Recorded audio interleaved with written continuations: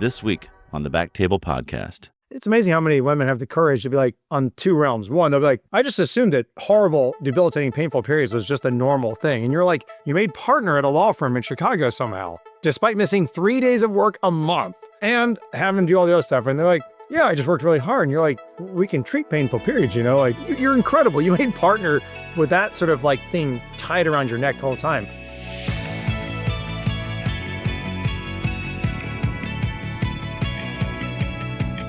Welcome back to another episode of BackTable OBGYN. This is your host, Mark Hoffman, and I've got with me Dr. Amy Park. Amy, how's it going? Great to be back, Mark. And I am so pleased to have our guest tonight. Good friend of both of us. Welcome to the show, Dr. Frank Tu. How are you guys? It's great to be on. It's great to see you, Frank. I've known Frank for a long time. Good friend and mentor. But for our listeners who may not know him, Dr. Tu is Vice Chair for Quality at Endeavor Health and also the Director of the Division of Gynecological Pain and Minimally Invasive Surgery. And he's also a clinical professor of OBGYN at the University of Chicago. Does that sum it up? Important titles we missed?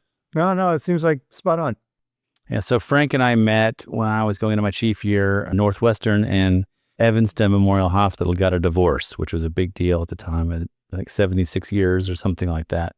And so the University of Chicago said, we'll hang out with you guys. And I think there were 11 residents going up at a time from Northwestern, and we were able to send 3 residents. And you guys had ONC fellows and I think Urogyn fellows that we didn't have. And so it was a massive, massive place for us to send 3 residents to. So we learned a ton. We were so lucky to get to work with you and Sangeeta and Jean and Gus. Are they still up there? I think you have a good memory. Gus is still here, and his daughter's now a gynecologist. Talk about passage time. Jean's moved on and is doing a nice bit of business and industry, and I think he's very happy doing that. That's fantastic. Yeah. Well, welcome to the show. And so what we like to do when our guests get started is just to tell our listeners a little bit about yourself, how you got to be where you are, and how you got to be interested in chronic pelvic pain. You know, I was just reflecting on this the other day with actually a family member of a mentor of mine back from Alabama. And so I got into OBGYN, sort of maybe the indirect path. I was going to be a pediatrician originally. That was sort of the thought, and got through all the rotations at the University of Alabama, where I grew up in the area. My mom was on faculty in Birmingham. Got through all the rotations, took a year off even to do some work in a pediatric lab. Figured, just to kind of, why not take some time off and get a sense for it. It was a bit of a shock and a surprise to realize at the end of the entire clinical rotations for third year that pediatrics just didn't seem like it was going to be the thing that would sustain you for a career of 3-4 decades. So I quickly went back and kind of started looking through like, well, was there anyone else that I thought was really excited about what they did? And there was an amazing guy in GYN oncology, a guy named Mac Barnes, who unfortunately passed a couple years ago. Mac's just an amazing guy who I think single-handedly caused 24 people to go into OBGYN out of the class that I originally started with. Just an incredible saint of a guy. And it's a privilege to kind of talk about it because he's just one of those guys that if he'd been a carpenter, every single one of us would have quit medicine and gone to carpentry. It's just good to be around Alabama at the right time. Yeah, so I went to OBGYN because of his recommendation. I thought I'd be an oncologist. I like the surgery aspects. But there was part of me that, you guys remember from being in University of Chicago about how they made a big deal about how we hadn't solved preeclampsia yet. There's that empty plaque waiting to be filled there. And I was like, hey, maybe I could do MFM and do obstetrics and try to figure that out. But, after a couple of seasons at Northwestern, I was like, I kind of am excited about some of the stuff I'm seeing with like laparoscopy. Minimally invasive surgery was still kind of on a steep growth at that point. There weren't a lot of fellowships, certainly not a lot of research being done in the field. And I had a privilege of working with an amazing mentor and fellowship who had come to give a guest talk at Northwestern, a guy named John Steege, who unfortunately has also passed after a really amazing long career at North Carolina. That was maybe, I think, his like 5th or 4th fellow. And it's a really great experience with the guy who was just a gentleman, and he was really interested in seeing not just surgery expand. He'd been doing that for a while, but he was convinced that there wasn't enough that we were doing for some of the patients that had pain, that he was convinced they needed surgery and then they didn't get better. And we were lucky to be at a place at North Carolina town where there are a lot of people that were in other fields outside of OBGYN.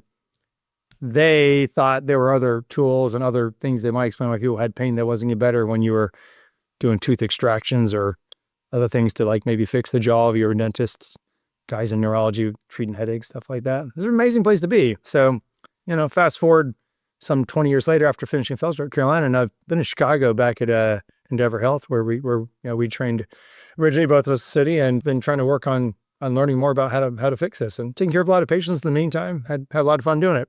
No, it's an amazing, list of people you got to work with. And you talk about mentors. I think even though I never trained with John Steggy, he was someone that I think anybody who knew him, and I've talked about him on the show too, I think everybody's got a story. I mean, just getting to see him in the hallway, he'd stop and say, "How's it going?" And he was one of the few people that genuinely wanted to know how it was going, and would sit with you for half an hour and just ask questions and listen and ask questions and listen, as someone who wouldn't talk about themselves. So somebody who I definitely think about was sort of one of the people who inspired me to do this show, thinking it was really sad to me that that he passed, because he's one of the people that I really wanted to get on the show, because he was someone who, when I chatted with him, I thought, man, how nice would it be that if other people could hear this conversation, because it was so enlightening. And this is a way for us to find people like him or like you that are doing incredible things, that are nice enough to share their time. And now, hundreds or thousands of people get to hear all the interesting things that our friends are doing, and that we all can get a little bit better. And so what a nice opportunity it is. But he was definitely an inspiration for a lot of people that never even got to train with him. So that's fantastic. Yeah, I remember because I went to Rochester for medical school. It was like Fred Howard, John Steggy. Like there were a couple of these pioneer people who not only carved out MIGS, but carved out the pelvic pain. I mean, there's not a lot of people who are doing the pain aspect. I know you're involved in IPPS and the research and have gotten federal funding. Like, tell us about your journey. Well, I was lucky we can keep going with, guys, gals that we just think the world of in our field. We're all very lucky to have trained into some incredible people, right?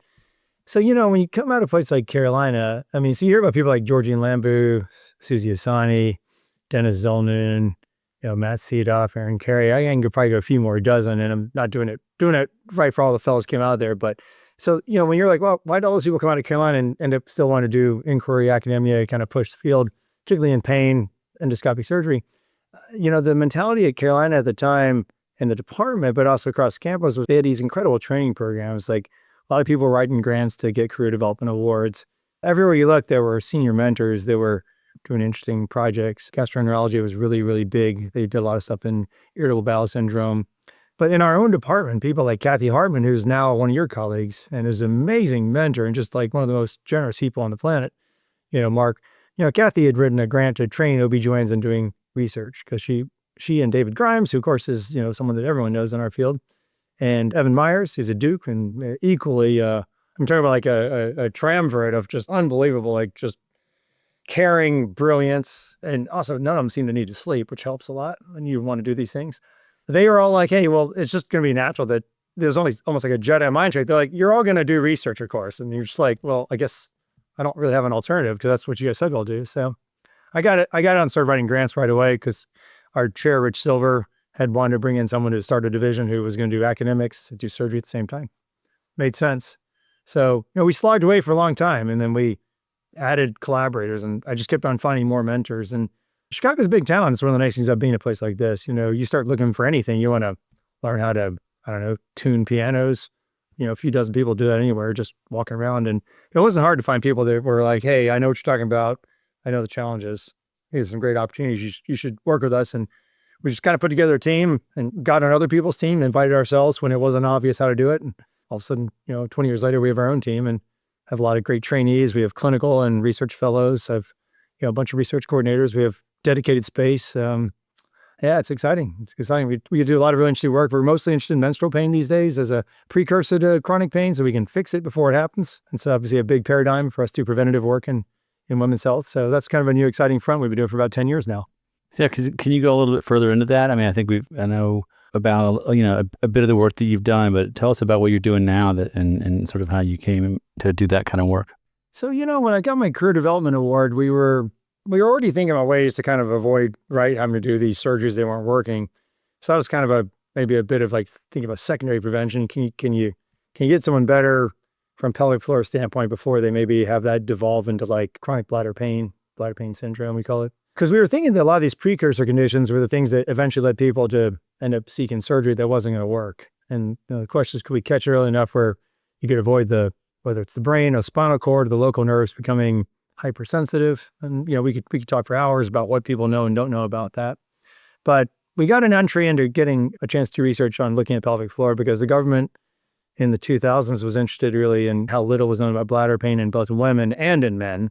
And it's always helpful when you got something that applies to both genders if you're trying to convince Congress to hand you any money. And somebody smart realized that there was a lot of issues with bladder pain in women, but also that they thought it was legitimate that there was a problem in men, that we could probably get a lot of people together. And so I got a chance to work under a lot of these guys. Dan Claw was at Michigan. You guys overlap. A bunch of urologists that, Amy, you're probably familiar with, people like Quentin Clemens, the chair at Cornell, Larissa Rodriguez, Emmerich Meyer over at UCLA. But they all knew how to do this type of work. And, they were like, look, we got to find ways to objectively measure this stuff. We can't just kind of ask people a couple of questions and see how they feel.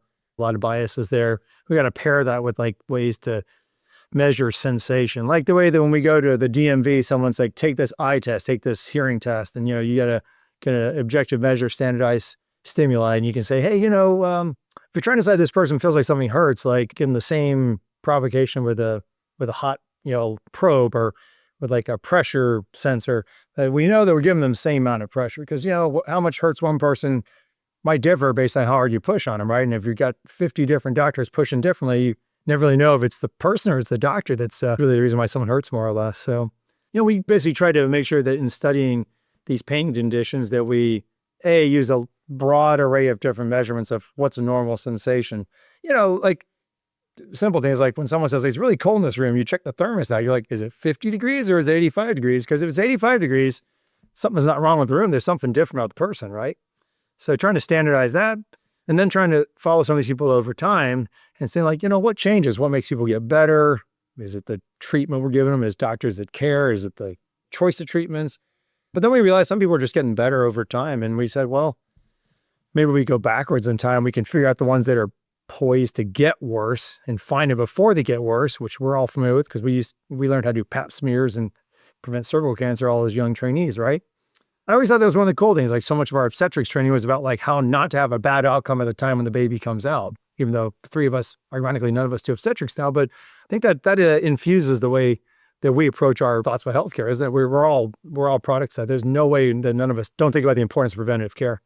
But I was like, well, we really haven't done that with chronic pain. Maybe the pie in the sky solution is to stop trying to treat them at the end and try to treat them at the beginning. And at the time, no one had any idea, like there just weren't any written articles saying like, what would we do to prevent this?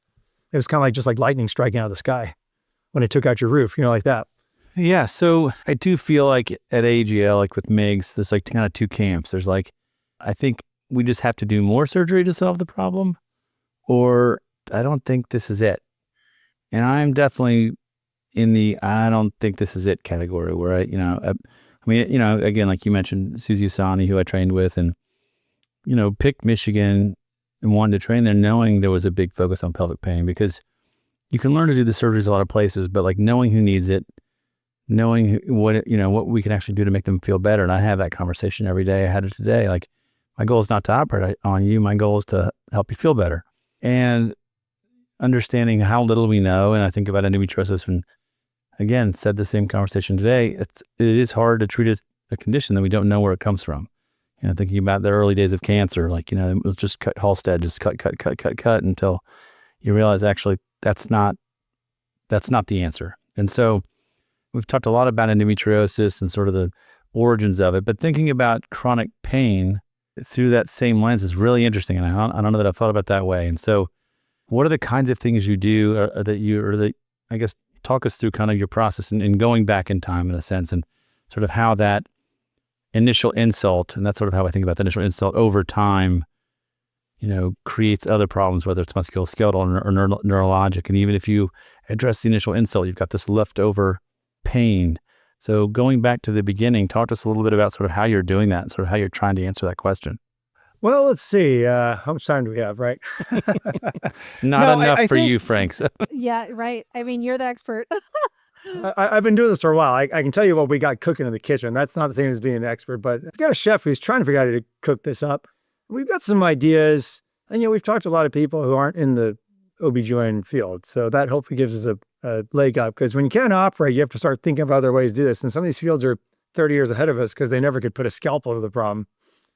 The simple way I think about it for our patients who are trying to avoid chronic pelvic pain is like, well, there's some people we have to tell them, like, look, unless you have some sort of horrible injury or terrible infection, we can't really sit there and worry about you. That's good, right? You should have a normal life and go do other things. But, you think about like the most extreme examples. And I think of two that would be like, they're so extreme that we won't see them, but you're like saying, right. So anything that's a little bit less than that's the ones I definitely want to worry about.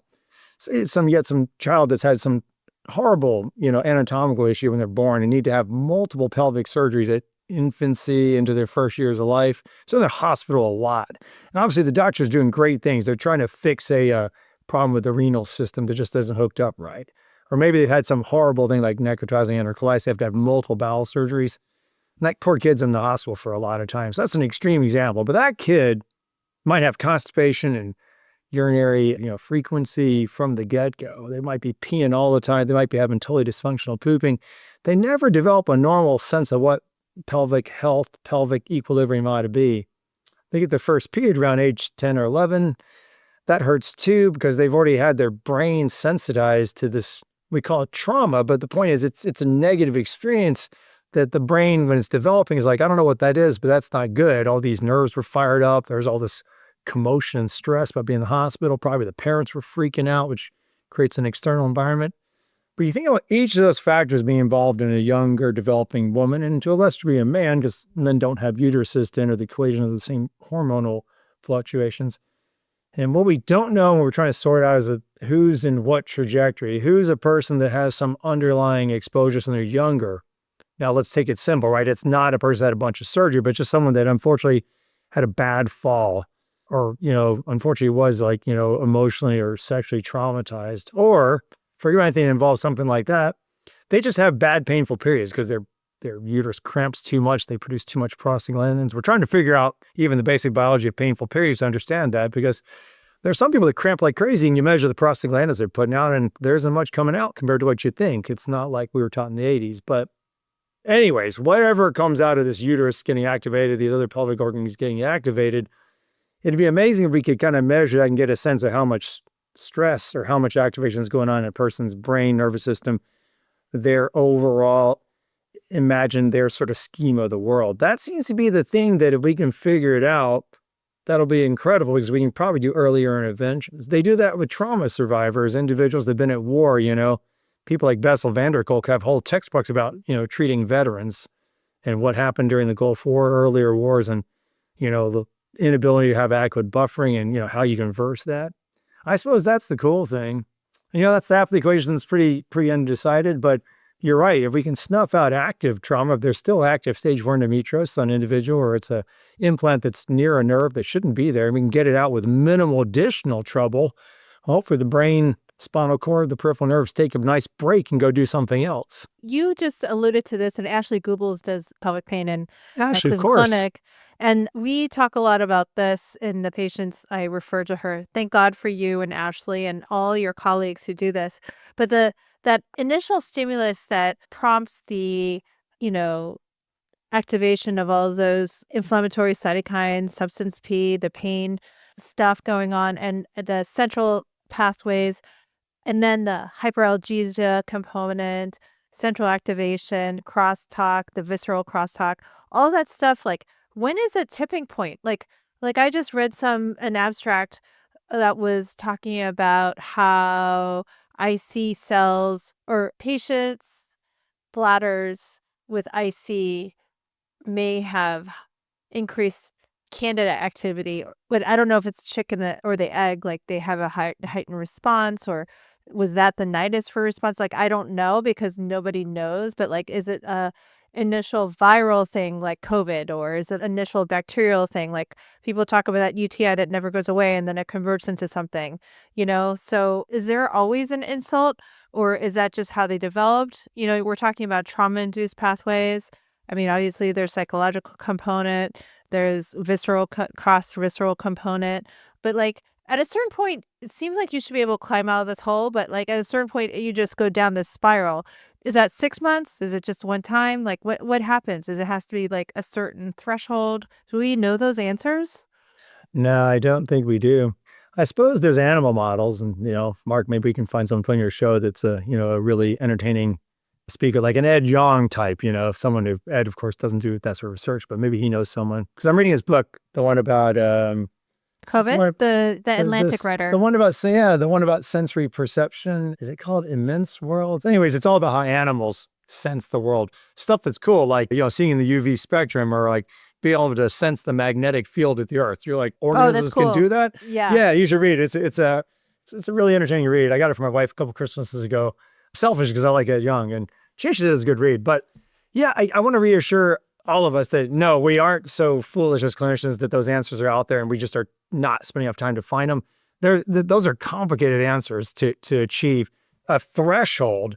And it's interesting, when I was at Vanderbilt back in my undergrad years, I was working with a guy who was, one of these like cool neuroscientists. He was studying how macaques look at objects. And he was trying to figure out, like, why does a monkey look at an object? He's like, the notion of like intelligent volitional control is pretty crazy if you think about it. He oftentimes talks about, like, he's like, we're seeing the hand of like God almost in these decisions, like, but he would talk about, he's like, yeah, if you think about engineering processes, a circuit can build up to a certain level and then boom, the circuit fires.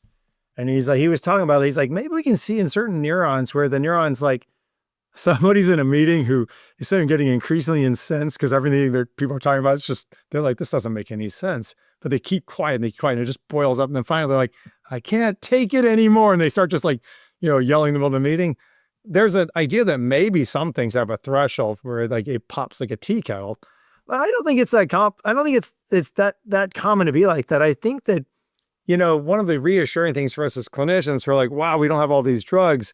It's okay. Like, things build up to like, a point that it can start to become a problem. Suddenly something is so unpleasant from the periphery, the brain can't ignore it. But at the same time, the brain's got capacity. They've done lots of ways of studying how the brain shuts off a lot of stuff.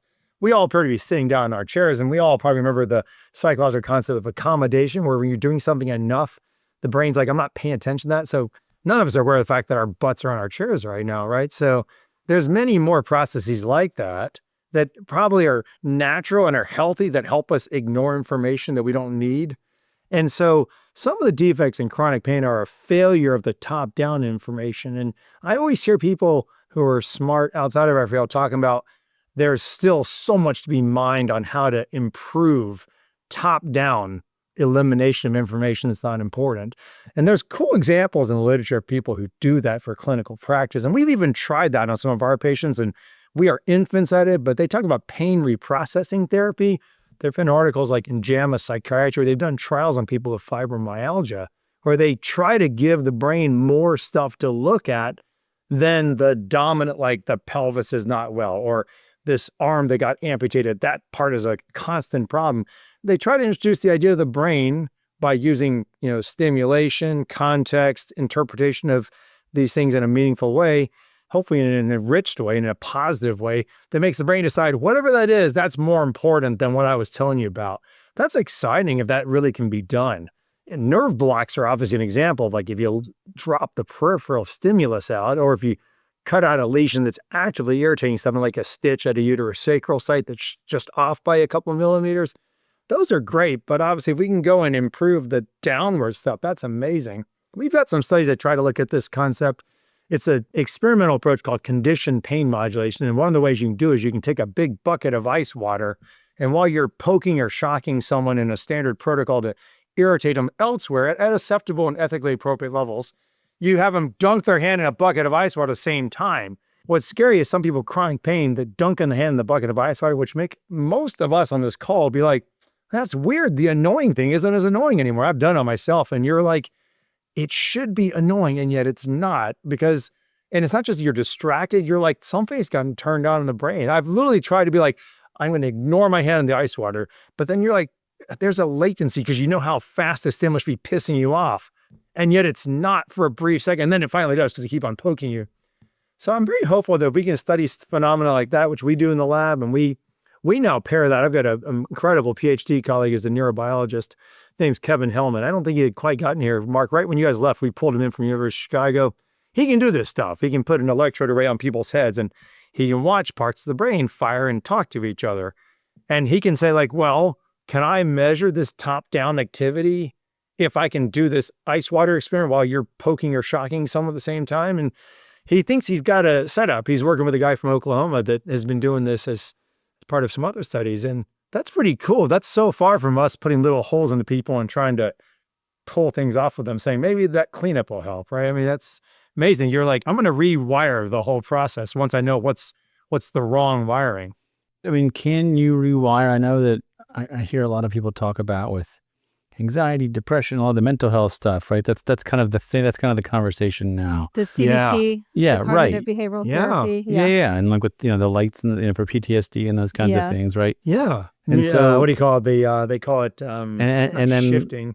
Oh NMDR. yeah, the eye NMDR. movement, Yeah. Exactly. Eye movement therapy does help with some people. It supposedly opens up a willingness for the brain to add new meaning to historically a stimulus that the brain's like, that means X, that means Y. You do the EMDR and then say, do you want to consider calling that epsilon or sigma instead? And the brain apparently is in certain ways able to increase its filter for interpretation or application of meaning to things. How cool is that? I mean, if that's really the case, wow. That is really cool. I mean, what you describe about the ice is fascinating because there are so many applications for ice in the post-op period, because there are many RCTs that show that ice packs help reduce pain and narcotic use for abdominal incisions, for perineal incisions, vaginal surgery. I mean, we should be using them more, but it does something. I mean, yeah, it makes it cold, but it's like there's something special about it that does help mitigate the sensation of pain. But I noticed these patients are using heat pads too. The what's it called? The erythema igni. Like that is a marker for endo. If I ever say, like, I saw this, one of the doctor's wives, actually she's a doctor herself, and she had it all over her abdomen. She's like in her 80. And I was like, what? That is irreversible. But anyway, I was like, the skin changes from the heating years of the heating pad. Yeah, you see that, and I know exactly what we're dealing with. It looks like cracks after like a drought in the ground. It's it's wild. It's crazy, but like heat also does something. Well, one idea that a really wonderful physical therapist taught me, she's now out in Oregon, but she is our go-to back when we were working with her in Chicago. She's just one of these amazing people. She'd actually come from the military, so over years of being transferred back and forth to different bases as a military spouse, she kept on being asked to learn new techniques, and she became an occupational therapist by accident, even though she's a physical therapist. And she said, there's a lot of stuff we do with children that have sensory issues. So, like not all sensory issues are pain. It could be like a kid that's got a balance issue, which my kid actually had when he was little, and they taught him how to get out of it, and he's now a really good athlete. It's kind of cool. But there's other ones that have like very much sensitive loud noises. Point being, she's like, we got a lot of ways we can reintroduce information to the brain. And so she had a joint patient with me that over 2 years of not being able to wear underwear, she was so hypersensitive due to repeated yeast infections, other things. She basically said, well, we're just going to start with your neck. And I was like, wait a minute, I've never heard of this. You're going to do neck targeted therapy to try to treat the crotch. But this woman's very smart. She's very compelling. She's very compassionate. So you're like, well, heck, I mean, you got all those three things. We'll let you try anything. If she said, we'll just feed her a sugar cube every day. And I'm convinced that, like, is that Mary Poppins that said some of that? Yeah, it's like, if we just give her enough sugar cubes, it'll get better. But she's like, we're going to do this. And over the course of 2 years, the permission to be able to be touched on this woman went from her neck, slowly down her back into the thoracic and lumbar sections, eventually down to the perineum. And then within a few months, the perineum was free of sensitivity. So in that woman, it was a learned behavior. There was nothing physically wrong. The repeated treatments of yeast infections had provoked a secondary irritation.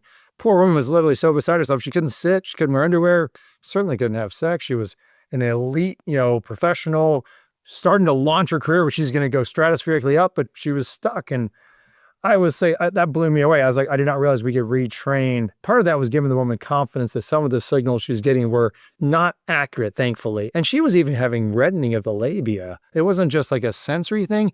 You mentioned about inflammatory issues, Mark. poor woman was having neuroinflammation driving this, but not from a primary infectious source. So we got a lot to figure out, right? Because you're like, wow, that sure sounded like it was yeast or bacteria, but it was all driven by appraisal and threat. Crazy. The somatic manifestations and the psychological, the ability of our mind over body is insane. But then, you never want to blame people like, oh, well, this is all psychological.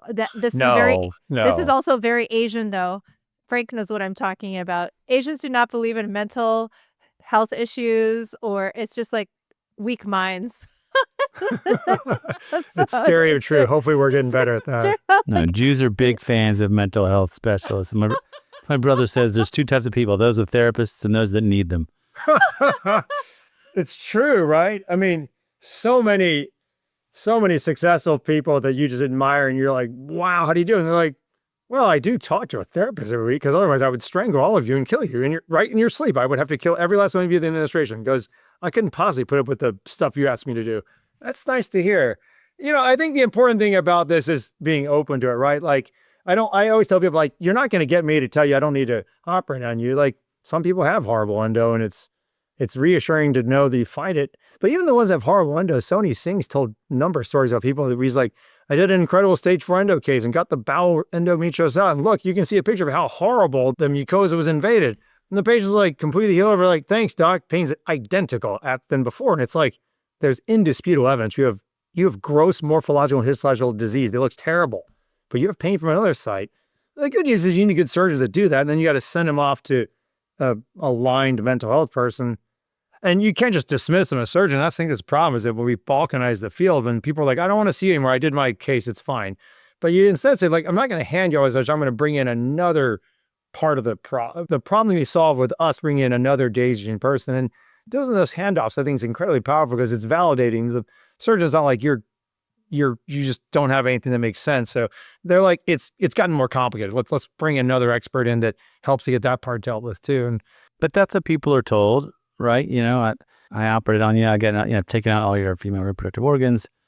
The implication, whether it's said directly or not, or certainly what patients are hearing, is I've done all the things that can be done to help people. So whatever you're feeling isn't real, right? And so that's where validation becomes such a big piece of it. And I think those of us that do take care of chronic pelvic pain, those of us that have had training kind of from the beginning, I think probably come into our conversations about surgery very differently. Like, surgery is a tool. It is an option. This is not, because people say, oh, I'm here for my hysterectomy. I said, okay, well, nice to meet you. I'm Dr. Hoffman. What is it about your uterus that you dislike so much that you want it out? Or do you have an actual, do you have symptoms? Like, let's talk about the problem you're having, not the organ that we can remove. And that's, and people, I think, understandably, because they're told again and again, this is the source of your problem, whether it's endometriosis, whether it's your uterus. And I do it not, we get accused of not wanting to operate on people. And I'll say, no, listen, I get paid more to operate on you. So that ain't what this is about. I'm actually trying to help you feel better. But, I know you know much more about the neurologic and neuropathic pain issues, but just the musculoskeletal components, that conversation alone is something, trying to imagine all the hours I've spent talking about musculoskeletal myofascial pain. You've had 2 surgeries within the last 3 years. No improvement in your pain, maybe slightly for a moment. I think we've learned, I had a patient, I think 19 surgeries they'd had prior to coming to see me, but I'm the one who's going to fix her. I don't have to be a researcher to know this study has shown me surgery is not the answer for you. And getting people to go and do PT is really a huge, I think, educational leap for, and I don't mean like, that they're not intelligent, but just information asymmetry, what they're told, what they understand about their bodies, about their health, versus this new idea that why has no one told me about this thing? It's like we're making it up. There's so many structural barriers to pelvic floor PT because, I share this frustration.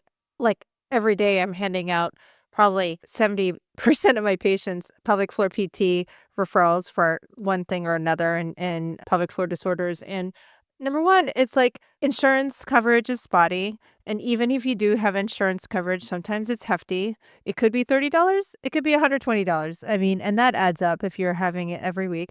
Number two is physical therapists have to undergo, the pelvic floor ones have to undergo more additional training. They can only do it in private rooms. and they do it for an hour as opposed to like 30-minute or 45-minute sessions or whatever it is. And so they have to be passionate about it, and they don't get reimbursed extra. So, there's a lot of, I think, access issues to it. And then the whole idea of it to somebody who is already having pain, it feels worse before it feels better sometimes. I mean, a lot of time, I don't know if you guys have ever gotten dry needled or like those I have. massages. Yeah. It's not fun. It hurts like heck. But then it's a nice release, but like it really hurts. It really, really hurts. So, anyway, and I didn't do it again, but, anyway, um, it is, and the idea of it just sounds so horrible. You're going to stroke this area that feels bad already, and there's a psychological component and it's inconvenient. And I mean, there's just so many things about it. And I'm like, always have to say, this is not a surgical issue. I think we have to screen early. I mean, again, do that preventative thing so we can catch them where they're like, okay, especially because there's a lot of young women that might be like, I can't even really have sex comfortably. Forget about saying it's a chronic pain issue. And those things are, boy, maybe if they're caught earlier, they don't develop into chronic pain, but we have to get the situation in our society where people are very willing to make sure and identify the consistency and present for evaluation. So I think there's a lot of people that don't realize that. It's amazing how many women have the courage to be like, on two realms. One, they'll be like, I just assumed that horrible, debilitating, painful periods was just a normal thing. And you're like, you made partner at a law firm in Chicago somehow, despite missing 3 days of work a month and having to do all the other stuff. And they're like, yeah, I just worked really hard. And you're like, we can treat painful periods, like, as a woman had severe endometriosis who was coming just to try to really get fertility solved. But I was like, you're incredible. You made partner with that sort of like thing tied around your neck the whole time. The same thing with like, it's not always for that. Like, like trying to get like something like intense vaginismus treated early. It's like, these people just say, oh, I'm just going to deal with painful sex in my relationship for 7 to 10 years. I just thought it was normal that it always hurt.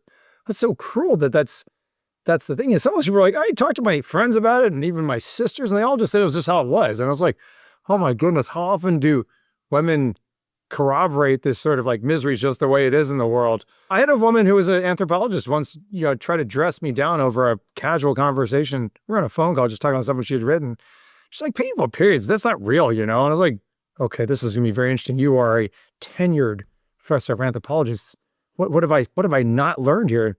She's like, well, there's feminists that explain that's just really, it's a convenient way to talk about something that's actually a way to mask not having to go to work because of other problems, What? really evil workplace issues that men foist on women. And I said, that is certainly true that that's happening, but I just don't feel like that in the community of OBGYNs, which is a lot of women, that we're somehow all bamboozled and thinking the dysmenorrhea is entirely just a convenient excuse. I was like, these people are doubled over in pain. They don't need to prove to me that they're in pain when they come into my office.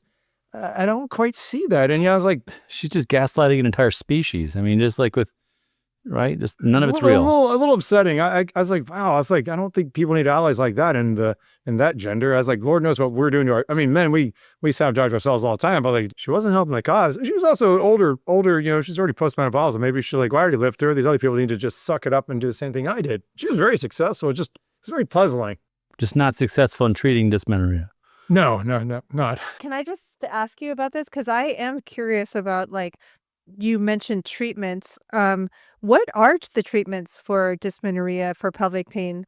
Like, we talked about pelvic floor PT. We talked about hypersensitization. I remember you came and gave ground rounds you came down and visited Andy and all of us, Sherelle and DC. But we talked about, like, can neuropathic meds like gabapentin, like Cymbalta, Lyrica, whatever, amitriptyline, can these help those conditions, or flexural? I mean, are we just like overactive bladder kind of going down this? I mean, even though we like to like talk about the causes of it, like we're all just treating it with the same stuff once you get into that same pathway. Do you know what I'm saying? Like, yeah, there's actually currently a PCORI grant to actually try to figure out some of those things, but it's not going to get too far because of the relative just lack of, highly effective therapies. But yeah, you're right. When you talk about personalized therapy, if we knew a person would respond to Cymbalta, which there are people that will respond to an SNRI, these neurotransmitter modulating medications will work on a subset of patients, and some of them will work profoundly, where people are like, I'm literally pain-free now. And you're like, well, we haven't necessarily cured it, but we've obviously effectively changed the chemical balance that was altering why the nerves fire. You mentioned ones that are sort of like potentially home runs, like physical therapy might cure a patient, which is wonderful. Once in a blue moon, we get lucky. I mean, it's not just once in a blue moon. There's a lot of people with bad stage 3, stage 4 endometriosis where you're like the focal point of pain is exactly where the horrible scar and inflammation are. So that's going to be likely a win for a while. For dysmenorrhea, some people just need to really go on suppression. It's just the act of menstruation that's so painful. There's actually some promising stuff out of France. It's very early, but they suggest that if you rule out all other causes of dysmenorrhea, you have someone who just has pure painful periods of severe forms, that if you do Botox injections like you guys, Amy, do for overactive bladder, that some patients get staggeringly long, durable relief from a single Botox injection into the uterus, which is really cool that at least someone... Uterine Botox. Isn't that fascinating? Yeah, they go through with, I think, a hysteroscope and put it into the myometrium. That's kind of exciting. But the other stuff, you're right, is like it's a very much like we can't put a one-to-one relationship that this person will certainly respond to a muscle relaxant. I was just talking to my partners, Sangeeta, you've mentioned, of course, and Richard Cochran's our junior partner, who's just fantastic guy. He decided to sit down and do an audit of everyone that gotten muscle relaxants. And I want to give him a shout out because he and the incoming fellow just sat down and just bulldozed through sounds like 60 hours of chart review to find this, because it just wasn't something you pull out of Epic. And they're like, there's a lot of variation in the use of the muscle relaxants, and some people definitely are better, but it's obviously it's only so effective. But there's some people that clearly really find it helpful. And so I think you have to be optimistic and kind of show patients that there's a menu of options. I think Stoney Singh's got something like that. He actually literally hands people. It looks like it was like more something you'd give a class of fourth graders. It's very approachable. It's soft. It's kind. It has easy words. It's not written in very technically complicated things. Where he says here's the menu of things we could offer you as a Canadian patient if we think you have endometriosis and you're not responding to just this. And it's nice. He goes through in domains and he says some are nerve related, some are muscle related, and some are things that are about kind of trying to change your appraisals, and other things are just about trying to reduce inflammation or hormonal components. So we try to go through that, and we will go with the ones that the exam tells us. If there seems to be a relatively limited amount of muscle issues, we wouldn't necessarily send over for physical therapy. Same reason you said, we don't want to waste their money or their time. We might save that for later when we're more desperate and don't know what else to use. We'll certainly use nerve drugs, the anti-seizure drugs, gabapentinoids, some of the antidepressant class like tricyclics for the right patients are going to work 30 to 40% of the time. Now, there has been a trial where it didn't seem to work as well out of the United Kingdom. They paid a small fortune. I really admire how much the people at NIHR were willing to spend that, and they couldn't get a result. But I want to reassure you that part of the reason that we still use those drugs is the drugs they tried were being used on largely patients that were already on opioids, which are obviously very bad, not very good things to use on people. And number two, almost all of them had a diagnosis of bladder pain syndrome, which just is harder to treat. And so it wasn't that chronic pelvic patients in general didn't respond. It's like a highly enriched group of people who had a really tough bladder diagnosis and were on opioids didn't respond. Hopefully, when you look at the whole population of people that might get a response, if we're catching them earlier, some of these things might work much higher, which is why it's really important for people to not just be dismissed early on when they're seeing their own gynecologist. Earlier referral, hopefully, or you get an APN into a general practice who's gone to a meeting like IPPS and is like, I've heard how they go at this. We don't have to necessarily worry about, going straight to surgery. We can try some of this stuff right away and then get them to a surgeon who wants to operate, hopefully on the sooner side. Yeah, I mean, I think one of the challenges for me in having done this and not doing it in a systematic way necessarily as a researcher, but it feels like we are trying a lot of things, and we've got within a department, you've got multiple providers doing it differently, and times how many departments and practices all over the country, but everybody's doing things differently. And some people use neuropathics a lot, some people don't, some people use opiates, muscle relaxants, vaginal Valium. People are just throwing medications at people, and not because they don't care, but because there's just not a lot of direction, but because people have undergone surgery, have done hormonal suppression, gone to PT, and they're still in pain. And how you approach that population, and it sounds like that's the population you're trying to sort of unwind or unravel a little bit. But we're just kind of throwing things at people. And I wonder if is there a way with AI to go through comb charts and see what combos, because it's the number of variables is exponential. I mean, combos of medications and numbers of patients and all sorts of complaints. And is there a way to, come through that data in a way that we're not doing right now? And how to even begin studying that, because it may not just be one drug that works. It may be combinations of drugs or orders of drugs or those things that have an impact. There's a really amazing researcher at Alabama who I got to hear at AGOS, and I don't know if either of you are members. Amy, I think you might be a member, but he got brought in as one of the big keynotes, and just an amazing computer scientist. He's set up essentially like a rare disease clinic, because he had his own child who had some really peculiar developmental issue that no one could figure out. And so he started basically combing the literature and kind of putting it all together into some database before the algorithms are out. They basically kind of figured out that one of his son's many, many manifestations in terms of that's just a little bit off. When you search for that symptom by itself, even though he had many, many other much more severe symptoms that were problematic, that one eventually led them to figure out a particular biological defect, which was amazing, because this family found their son's actual biological problem that no one could figure out. They'd seen top developmental specialists around the country. So they were able to kind of at least craft some sort of a strategy. He sadly passed away because he had a relatively serious, and I think it was generally a lethal, the anomaly. But subsequent to that, he got a lot of funding because the people who had heard his story, he got on a lot of the major news networks for describing kind of what he had done with his child. And so they basically were doing what you're doing, what they're saying, well, give us every possible medical record sheet that's ever been produced on your patient. We will send it through an AI, and we will have it comb the entire literature agnostically, saying if you reported some excess sweating, we will start pulling that on your child to see if anything else makes sense. And apparently they've had a pretty impressive ability to kind of then go through and do some sequencing and say, hey, we got to figure it out. This kid has this. And it's really amazing to hear there's people out there that are harnessing AI for that very way. And so I think you could do that for trying to comb for matching. It's like when people do fly fishing, right, Mark, where they say you got to match the fly to what's actually flying around the river, because that's what the fish are biting. So you can do that. I suppose that's, again, like doing salvage chemotherapy in stage 4 cancer, of course. So if we can apply that something earlier and say, hey, using the same sort of aggressive AI approaches in vulnerability phenotypes where the patient isn't really suffering that much, but say it's to someone that's really bad painful periods, but they're yeah, I'm still going to school. And, we have some tests where we've identified that there's a silent bladder sensitivity in some women with bad painful periods that you don't have to do much. You just tell them to drink a bunch of water, and you have them basically do a retrograde cystogram, except for you do it from top down.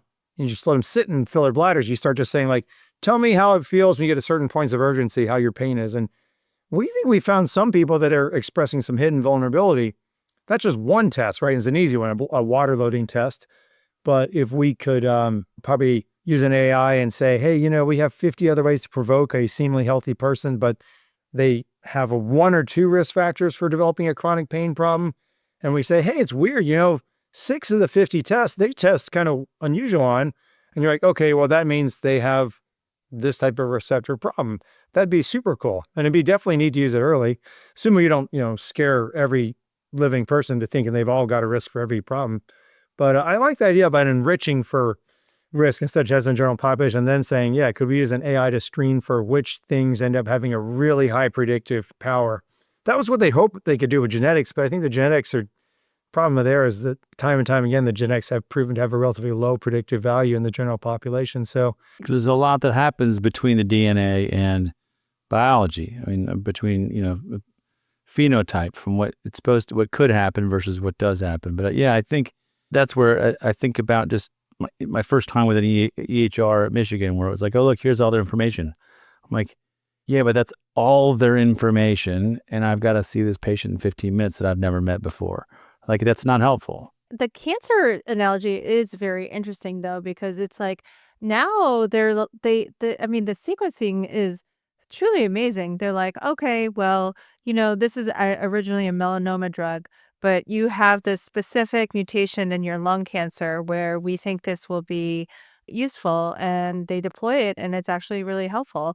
I know now they're talking about menstrual tests for checking for endo or whatever it is, So, and that would be a really non-invasive way to sequence whatever's going on, Yeah, menstrual effluent, I'm happy to tell you here, people are willing to give it up pretty easily.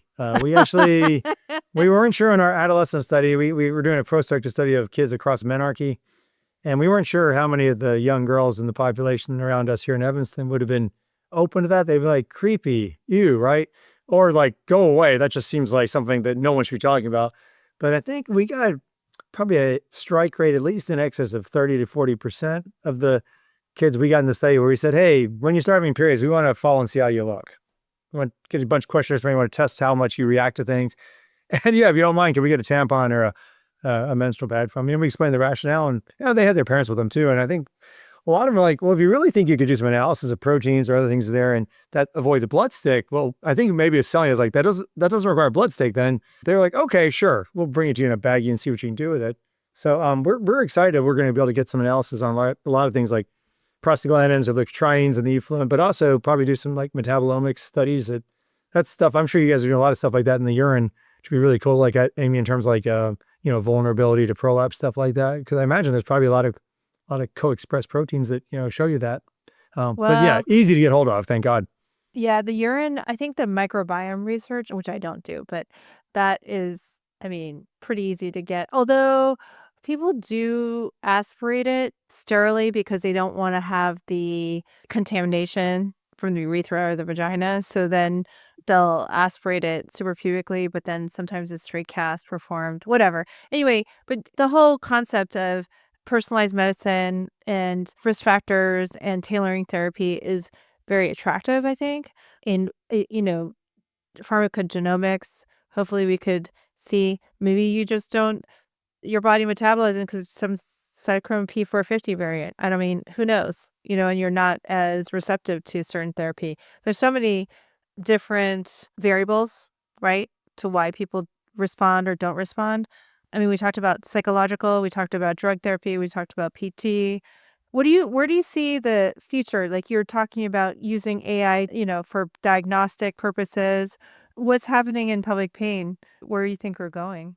I would say this, like so I'm married to a psychologist. My wife's, someone that works with adolescents. And, for a long time when we talk about our parallel research, which is now converged, she actually looks at some of the stuff with activity and sleep in some of our young patients, which is really exciting because it's like, that's just stuff that we're not trained in. Trying to look at vulnerability, like maybe it's an interplay. Like not only are you getting these painful periods coming at this time when you're starting to just have terrible sleep because you're so busy on social media or whatever else, school demands, athletic team demands, all that stuff.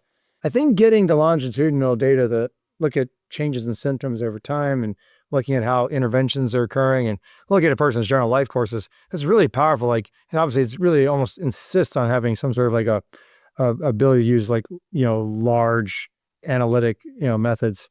That's going to be really cool. Cause I think that, nowadays, like, Mark talking about kind of things that we kind of realize we want to add to the way we engage our patients.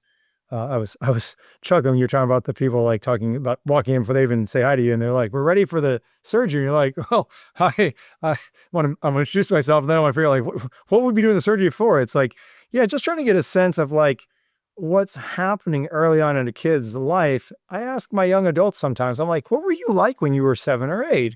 And actually, kids kind of those childhood memories are kind of nice to see. There's once in a while someone's like kind of sad thinking about it, but most of them they kind of like reflecting on what it was like. And I'm like, would you have a healthy relationship with your parents, your siblings? Did you have any bad falls? Did you play a lot of sports? It's like, there's just so many streams of information that I think we have to get. And, archiving some of these samples early on so we can catch a sense of like, what's the immune profile in a 10-year-old?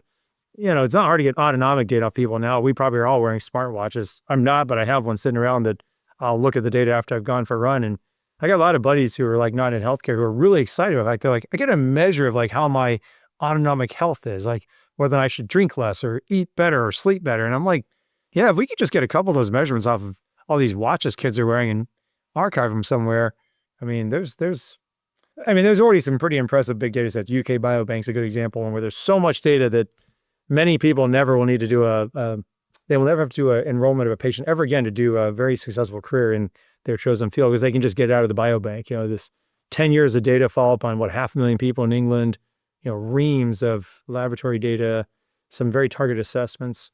I think he's trying to look at the long-term, getting the long-term data stored correctly and convincing governments to pay for that, or convincing individuals to store it, like keep your own tax returns. If we were like, look, there's a data stream off your watch and off a few things we can get with devices that we just want you to archive somewhere. Someone's going to be looking for it one day, just store it in a really secure place. It'd be really cool if we could democratize it and put it in the hands of individuals. Well, companies have it, and that's how they're going to make money is selling it. Look at 23andMe. One of the reasons why I didn't do it is because I didn't trust the company. Like, well, they ain't making money off those kits. They're making money selling my anonymous data. Like, what could be less anonymous than my DNA? Yeah, the Attorney General is definitely warning people in California, like, you need to call the company and say, I want my data yanked right now, given that they're in bankruptcy. But they probably already sold it. And there was a scientist who had concerns about that, and he actually went and took a random DNA sample and tried to figure out, using the databases, could they trace it back to the person? And they got it within like an immediate family member. Yeah, it's so pretty like crazy. He like purchased DNA information from one of these companies. So like anonymous, we anonymize. Like there's nothing less anonymous. It's like saying, oh, my anonymous social security number. Like, no, that's yours and yours alone. Like it's not something you can just kind of like, oh, it's just the numbers. Like, no, we can get you. But the biobank thing is super interesting. And, we're doing one at the Cleveland Clinic for neural health and, looking at, and it's going to be a big, like Framingham or something, or the UK biobank. And it's going to be for neurologic conditions. I mean, it's super, I love those big ideas. And I'd also love to see how AI plays out. And with this big capability, Epic, services 80% of all of our academic medical centers. Aligning that data somehow would be very, very interesting. But I hope that the funding will still be there. I mean, I think the pendulum will swing back. Is your research safe in terms of the funding, or? Who knows, right? Like I've got colleagues all over the country who've known people that've had huge contracts canceled.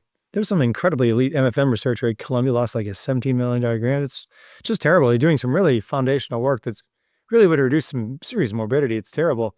I would hope that fundamentally studying uterine pain mechanisms is not about some agenda that someone disagrees with. We couch our stuff in terms of basic mechanisms because, Mark and I are lucky that we haven't really been built in a way that we can accumulate vulnerability by having something, attempt to hurt us every month.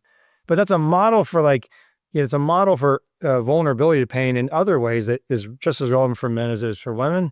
I would hope that there won't be anyone that'll be like, I don't really like this. This is somehow a extremist, fringe approach. I try not to worry about it. We have tons of data. We talked to a lot of researchers who are like, wow, it's really challenging to keep up with the remaining questions that one wants to do with existing data. And it's sometimes you got to get the data and someone else will come out with a cool way to analyze it. I'm not too worried. Like we've collected a lot of data that people shielded to be quite busy with for quite some time. I'm actually, when you talk about AI, I'd be interested totally separately, and Amy and Mark, you're both surgeons. Like we feel in some ways totally separately that although we have a lot of great techniques doing surgery well to help with things like endometriosis or do hysterectomy, that, we still haven't accelerated training as fast as we should be. And you're a Cleveland Clinic where everyone's like, banging the drum saying it's time to go and split, OB and GYN together. And I've always thought that, maybe we can do a faster job of onboarding trainees and to be able to do surgery well. Well, Da Vinci's doing that. I mean, that's right. DV5 set up for that, isn't it? Their new surgery, their new AI software. And so they flew me out there to the summit and last year, and I was like, the new robot, like it's got more, sensitivity and, it's 100 or 10,000 times more precise. But I was like, but I'm not more precise. So like, I don't know that I understand it. Then they showed me the back end software and the AI, it's recording everything. I said, oh, we're teaching the robots how to operate. Yeah, I talked to Andrew Hung, who's head of clinical research. I'm sure you met him. He's done some cool stuff. He's had a couple of NCI grants to study AI and whether you can actually, this is really cool. They're like, can we define a set of surgical movements throughout an entire case that lasts, 3 or 4 hours that would actually produce a reduction in like positive margins at time of cancer surgery in urology? It's like, wow, that's super cool. And the answer is like, well, not exactly. We need more data. But the fact that you can do it iteratively and send that information back to a surgeon. They're collecting it all. They have thousands of robots, millions of cases a year. They're recording all of it. And their AI is going to be evaluating and assessing every single case. So, it won't start with the robots doing surgery. It'll start with, bumping up against the ureter and like your Subaru does when you get near the lines. It'll buzz you and say, hey, not so close there. And then eventually it'll do more. But that's where it's going. There's no question. We are teaching the robots how to operate, and it will see endometriosis lesions we don't see. It will, of course, it will all be better. We just have to make sure we are, old enough that our retirement counts are still intact by the time we're done. But Frank, I feel like we could go for days I feel like every time you and I talk, I feel like we've just sort of gotten started. Well, it's always a pleasure to catch up with you guys. I appreciate you guys leaving time. I mean, and I saw a lot of the other people you invited over, and I read some of the transcripts. It was really lovely. And there's some great questions you guys actually are getting out of people that I was like, well, I don't know why that wasn't archived so I could search it and pull it down. I sent Sangeeta a couple. I was like, we should look at this discussion that Mark was having with us. It was with Sarah Rensler in particular. We had been literally having these very questions. We're like, what is the best way to do this? And you guys like literally said, what is the best way to do this? And you guys debated it the whole way through. And I was like, every single thing we talk about, they thought about doing or we're doing it. So no, it's a lot of fun to catch up. It's a good excuse to see old friends, and we all, as much as we think we're fun, we always end up, when we're in a meeting having a coffee or cocktail, we always talk about work a little bit. I mean, that's just part of our curiosity, our curious natures, I think, and that's why it's always such a pleasure to get to go to meetings. Even as I get more and more administrative, I'm still going to want to come hang out with you guys and learn about what you're doing, because I am curious about this stuff, and that's the fun part of the show. So we're very lucky to get to do it. Amy, extremely lucky that you agreed to do this with us, and we've been able to talk to a lot of fun and really interesting and brilliant friends. So thanks. Oh, it's entirely my pleasure. Thank you. Thanks, Frank.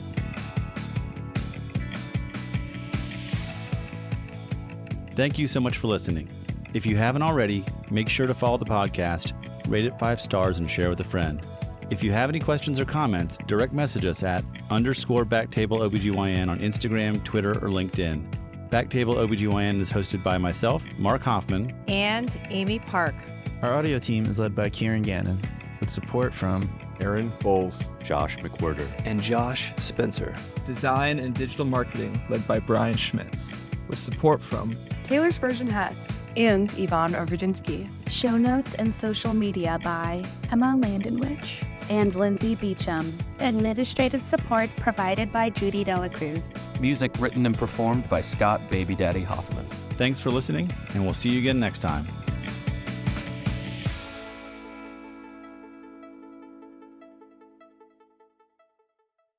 The views and opinions expressed by the hosts and guests on BackTable OBGYN are their own, and do not reflect the views or positions of their employers or any entities they represent.